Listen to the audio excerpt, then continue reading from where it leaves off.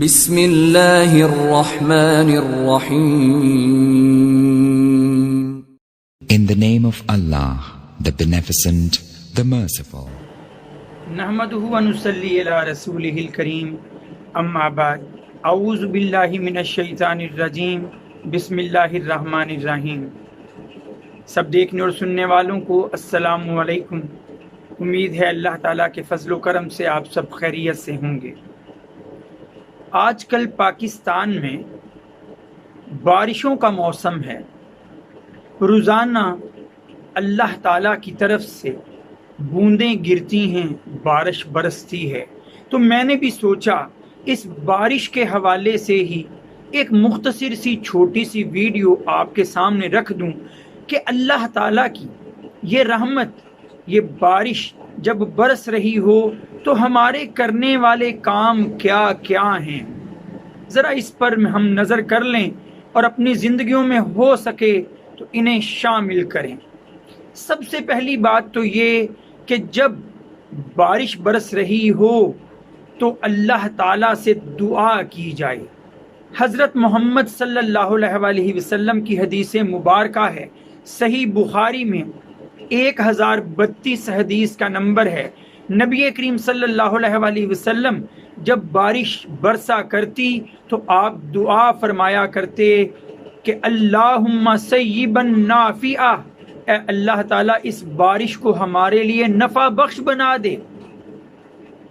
تو دعا کرنا چاہیے پہلے تو کہ جو بارش برسے اللہ تعالیٰ کی طرف سے وہ رحمت رہے، وہ ہمارے لیے زحمت نہ بن جائے. دوسری بات، ہم اکثر سنتے دیکھتے ہیں کہ لوگ انجوائے کر رہے ہوتے ہیں، بارش میں بھیگ رہے ہوتے ہیں، نہا رہے ہوتے ہیں. تو آپ تک یہ بات پہنچا دوں، یہ عمل بھی مستحب ہے، پسندیدہ عمل ہے کہ حضرت انس رضی اللہ تعالی عنہ سے صحیح مسلم میں حدیث موجود ہے، 898 اس حدیث کا نمبر، کہ نبی کریم صلی اللہ علیہ وسلم کے 7 صحابہ تھے. تو بارش برسنے لگی، نبی کریم صلی اللہ علیہ وسلم نے اپنے جسم سے کپڑا ہٹایا اور جسم کو گیلا کرنا شروع کر دیا بارش میں. صحابہ نے پوچھا ایسا کیوں؟ تو آپ نے فرمایا ابھی ابھی یہ بارش اللہ ہی کی طرف سے تو آئی ہے. تو بارش میں نہانا، بارش میں جسم کو گیلا کرنا بھی مستحب ہے، انجوائے کرنا چاہیے بارش کا موسم.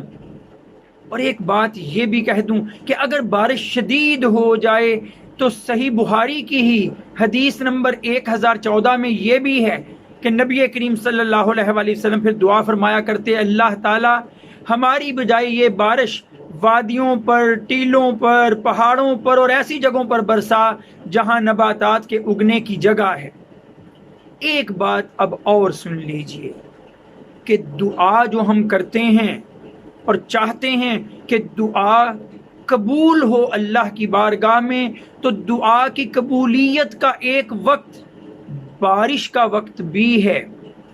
سنن ابو داؤد کی پہلی جلد میں حدیث کا نمبر 367 نبی کریم صلی اللہ علیہ وسلم کی حدیث، سہل بن سعد رضی اللہ تعالیٰ عنہ راوی، آپ فرماتے ہیں کہ نبی کریم صلی اللہ علیہ وسلم نے فرمایا کہ 2 دعائیں رد نہیں کی جاتی، ایک اذان کے وقت، اذان کے بعد مانگی گئی دعا، اور دوسری بارش کے وقت کی دعا.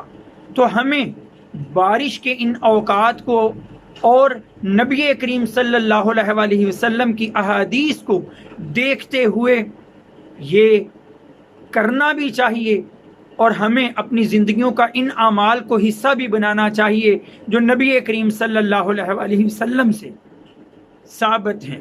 اللہ مجھے اور آپ کو اس کی توفیق دے اور اس قابل بنائے کہ ہم بارش کو اپنی زندگیوں میں رحمت بنا سکیں، اور اللہ تعالیٰ ایسا ہی کرے، میری یہ دعا بھی ہے. وآخر دعوانا ان الحمد للہ رب العالمین. السلام علیکم.